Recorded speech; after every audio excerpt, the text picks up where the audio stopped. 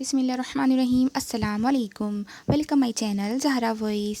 مسائل قربانی۔ سامعین، قربانی ایک بہت اہم فریضہ ہے۔ ادائیگی قربانی کے بہت سے مسائل ہیں جو اہل اسلام کو جاننا بہت ضروری ہیں، اس لیے آپ سے گزارش ہے ویڈیو پوری ضرور دیکھیں۔ ہر مسلمان مالدار آزاد مرد و عورت پر قربانی واجب ہے۔ مالدار سے مراد مالک نصاب ہونا ہے۔ قربانی کے جانور 3 قسم کے ہیں: اونٹ، گائے، بکری۔ نر ہو یا مادہ، خصی ہو یا غیر خصی، سب کا ایک حکم ہے۔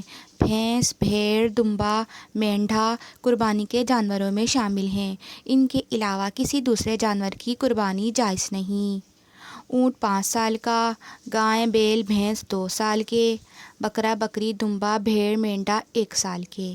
اس سے کم عمر ہو تو قربانی جائز نہیں، زیادہ ہو تو جائز بلکہ افضل ہے۔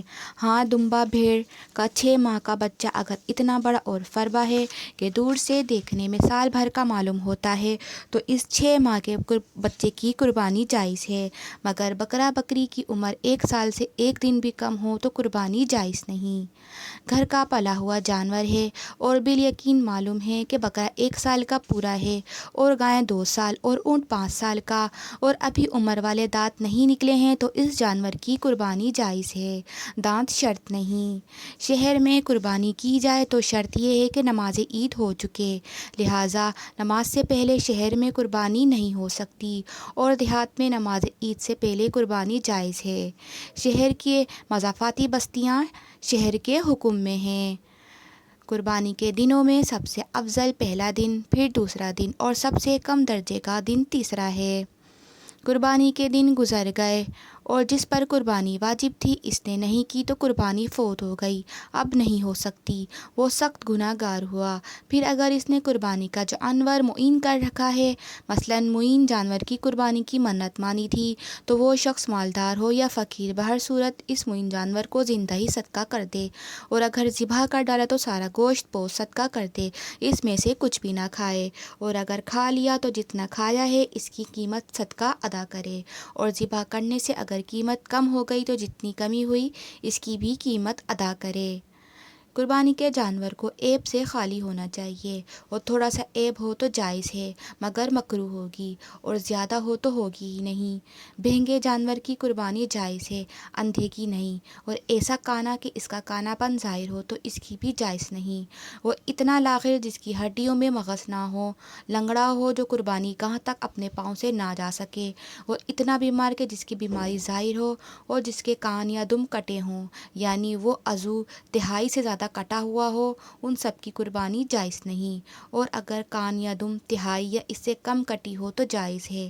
اور جس جانور کے پیدائشی کان نہ ہو یا ایک کان نہ ہو اس کی قربانی ناجائز ہے، اور جس کے کان چھوٹے ہوں اس کی جائز ہے، اور جس جانور کی تہائی سے زیادہ نظر جاتی رہی اس کی بھی قربانی جائز نہیں، جس کے دانت نہ ہوں یا جن کے تھن کٹے ہوں یا خشک ہوں ان کی بھی قربانی جائز نہیں، لہٰذا بکری کی 1 اور گائے کے 2 خشک ہوں تو ناجائز ہے۔ اور قربانی کا جانور اگر مر گیا تو مالدار پر لازم ہے کہ دوسرے جانور کی قربانی کرے، اور فقیر پر واجب نہیں۔ اور اگر قربانی کا جانور گم ہو گیا یا چوری ہو گیا اور اس کی جگہ دوسرا خرید لیا، اب وہ بھی مل گیا تو مالدار کو اختیار ہے کہ دونوں میں سے کسی ایک کی قربانی کرے، اور فقیر پر واجب ہے کہ دونوں کی قربانی کرے۔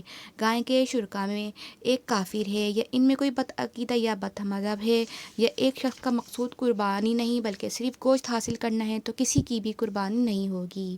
قربانی کے سب شرکاء کی نیت عبادت ہونا ضروری ہے۔ قربانی کے حصے والے جانور میں عقیقے کی شرکت جائز ہے۔ 3 حصے قربانی کے اور 4 حصے عقیقے کے جائز ہیں۔